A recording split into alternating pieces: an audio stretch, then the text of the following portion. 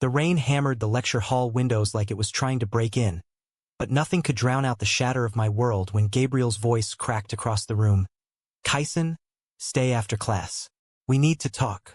His eyes, usually steady as the Hudson on a calm day, flickered with something I'd never seen. Panic. I froze in my seat, heart slamming against my ribs, because I knew this wasn't about my thesis on Whitman. It was about us, the secret we'd buried under footnotes and late-night office hours. I remember the exact moment it started, 3 months back, in that stuffy basement library at Columbia, where the air smelled like old paper and desperation. I'd been cramming for midterms, nursing a black coffee that tasted like regret, when he slid into the chair across from me. Gabriel Hale, the adjunct prof everyone whispered about, the one who'd traded tenure for teaching undergrads because real literature doesn't come with a paycheck. He was pushing 40, with salt and pepper hair that curled just enough to look accidental, and a jawline that could have been carved from the Adirondacks. "You're Kyson Reyes, right?" he'd said, not a question, more like he'd been waiting to say my name. "I read your paper on Leaves of Grass. Bold, reckless, even. Like you." That was the hook. Bold, reckless. Me. Growing up in the Bronx, where dreams were just graffiti on subway cars.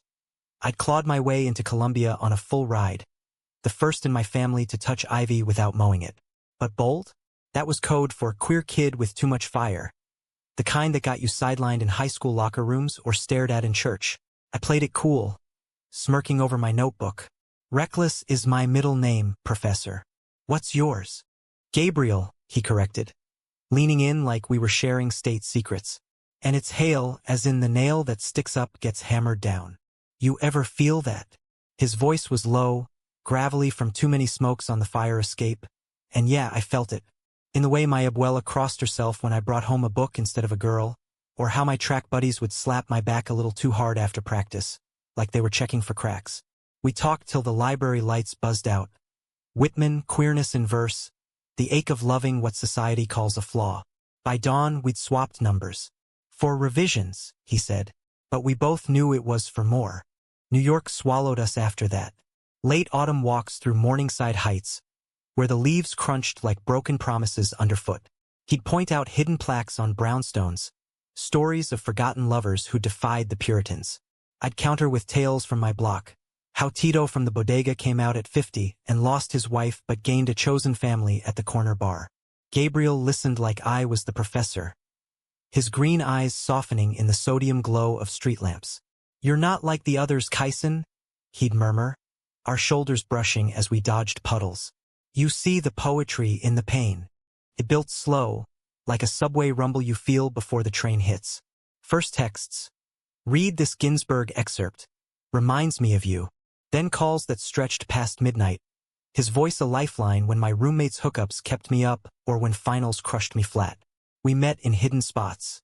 The deserted rooftop of Low Library, where the skyline glittered like a taunt, or that dingy diner on Amsterdam Avenue with the best pastrami and zero judgment.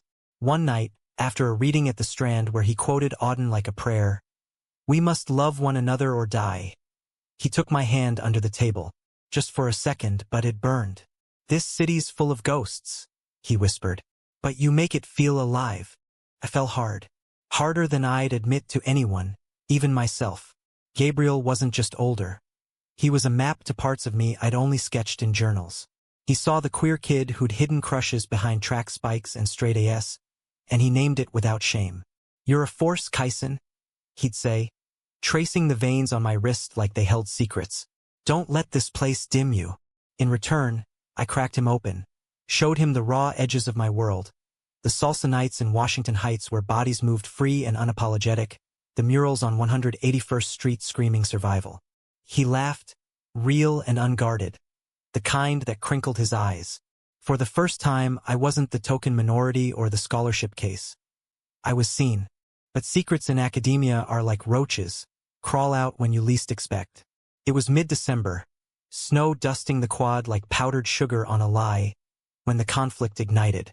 We'd just come from a holiday party in his cramped West 110th apartment, the one with bookshelves groaning under philosophy tomes and a single string of lights flickering like Morse code. Mulled wine warmed our veins, and in the haze, he pulled me close by the radiator. his lips brushing my temple. "Stay tonight," he breathed, and God, I wanted to map every scar on his chest, every doubt in his soul. But the doorbell rang like a gunshot. It was her, Elena, his ex from grad school days, the one who'd understood his late nights but never his heart. She'd shown up unannounced, keys still in her purse from some half-forgotten habit, bearing a bottle of Merlot and a smile sharp as broken glass. "Gabriel? I thought we could talk." Her eyes slid to me, the kid in the hoodie nursing a solo cup, and something shifted, pity, maybe, or calculation. He froze, hand dropping from mine like I'd scalded him. "Kyson, this is Elena. Elena, my student. Student." The word landed like a slap. I mumbled excuses, bolted into the night, the cold biting deeper than the wind off the reservoir. Texts went unread till morning. "I'm sorry. It's complicated. Complicated. Code for I can't risk this." I paced my dorm, the radiator clanking like accusations, replaying every touch, every whisper. Was I just a fling? A youthful distraction for a man too scared to claim his own truth? The betrayal festered. Days blurred into avoidance. Me skipping his seminars, him emailing polite thesis notes like nothing had cracked. But New York doesn't let you hide. It shoves you together in elevators or coffee lines. One afternoon, in the undergrad lounge, I overheard it. Elena, perched on his desk during office hours, her laugh tinkling like wind chimes in a hurricane. "That boy, Kyson? He's got eyes for you, Gabe. Be careful. The dean's watching." Her tone dripped concern, but I knew venom when I smelled it. She'd sniffed out our spark and twisted it into scandal fodder. By evening, my inbox held his resignation letter. See seat to the department head. Effective immediately. Personal reasons. Personal. Like I was a footnote he could erase. Rage boiled over. I stormed his office that night, the building a ghost town under fluorescent hums. He was packing boxes, ties folded neat as lies, when I slammed the door. "You're quitting? Because of her? Because of us?" My voice broke, raw as the scrapes on my knuckles from punching dorm walls. He didn't look up, just kept stacking books, Faulkner on top like a shield. "It's not that simple, Kyson. Tenure track's a minefield. Elena's on the hiring committee now. One whisper and I'm done." "You're done." "Done?" I laughed, bitter as black coffee. "You think I'm some fragile undergrad who needs protecting? I've survived worse than your closet, Gabriel. My own family disowned my uncle for less, and he still walks with his head high." He finally met my eyes, and there it was. The war inside him, duty versus desire, fear versus the fire we'd kindled. "I thought I could handle this," he admitted, voice a whisper. "Thought you were just inspiration. A student who reminded me why I teach. But you, God, you changed everything.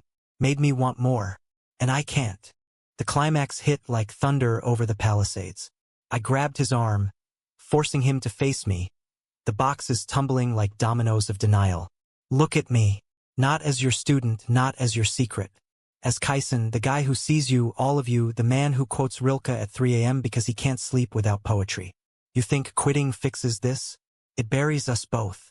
Tears stung, hot and unbidden, but I didn't wipe them. Let him see the cost. Elena's shadow loomed in the doorway then, her silhouette a betrayal etched in hall light. "Gabe? Everything okay?" Her voice all faux concern, but her eyes gleamed, vulture spotting roadkill. He hesitated, the air thick as the snow piling outside. Then, something shifted. He stepped toward her, but not in surrender, in severance. "No, Elena. It's not. And it won't be, not with you pulling strings like this." Her face crumpled, a mask slipping. "What? I was helping. You were controlling." He cut in, voice steady for the first time.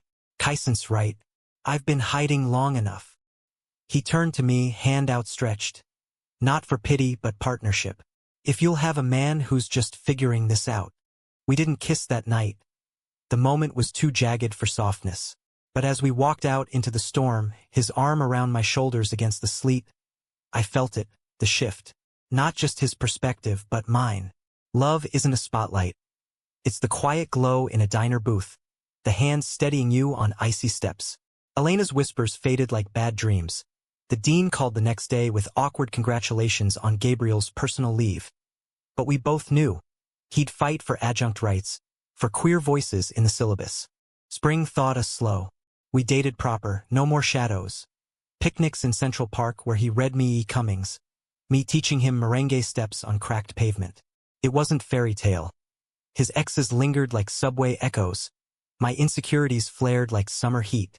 But we built something human, flawed, fierce. One evening, atop the Met steps as the sun dipped gold over the reservoir, he said, "You weren't just a student, Kyson. You were the poem I didn't know I needed to write." I pulled him close, the city humming approval. "And you're the perspective I fought for." In the end, it's not about changing someone wholesale. It's proving they can change themselves. Gabriel took a sabbatical, started a lit zine for queer undergrads, called it Bold Reckless Leaves. I graduated top of my class, thesis dedicated to the man who saw my fire. We argue over takeout, dream of a cabin upstate, but mostly we just are. In a country that chews up outliers, we chose to bloom anyway. Because love, real and ragged, doesn't need permission. It just needs two souls brave enough to say, "I see you."